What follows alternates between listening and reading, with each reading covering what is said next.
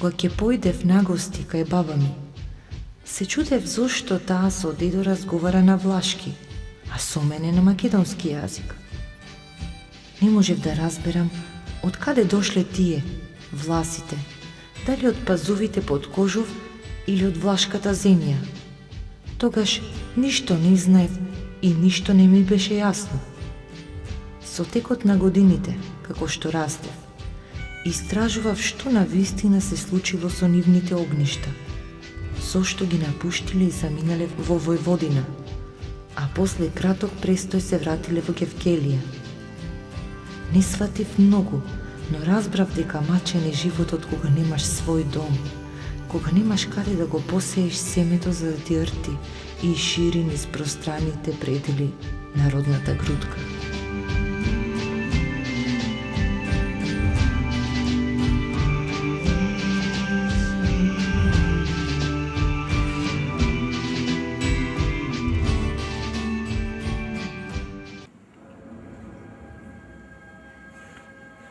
Дворот. Се додека постои јазикот на еден народ, постои и народот.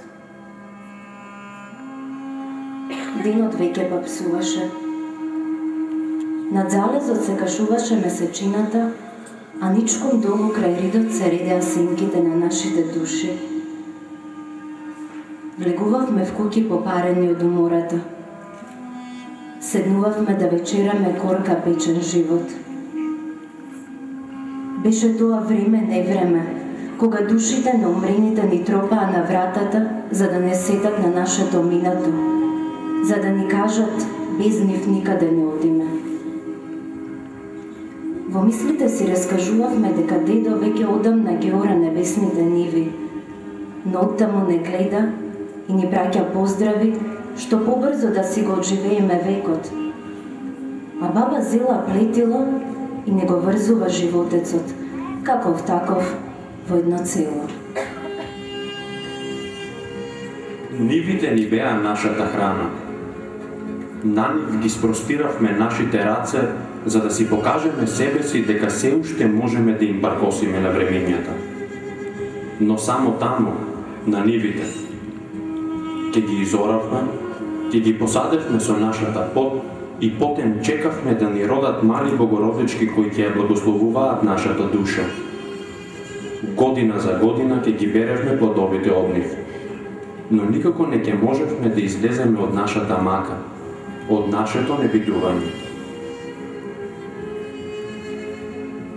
После повеќе време мрења и тивко трошење на деновите, пристигнаа црните птици на нашите неба.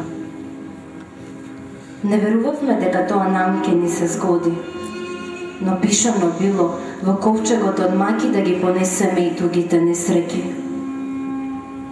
Млади бајонети влегоа низ оџаците на нашето село. Темни, мрачни, кочини шкатран се сториле од напаста на векот. Им наклавале лошотилак на секој од нив со кантар да го мириш. Помина многу време. Не броевме веќе. Ни денови, ни години. Младите бајонети со чадот од оџаците заминаа. Тогаш веќе селаните почнаа да се надеваат дека ќе се вратат уменските мисли, дека сонот ќе им се претвори во јавен и конечно ќе почнат одново да го мерат своето постоење.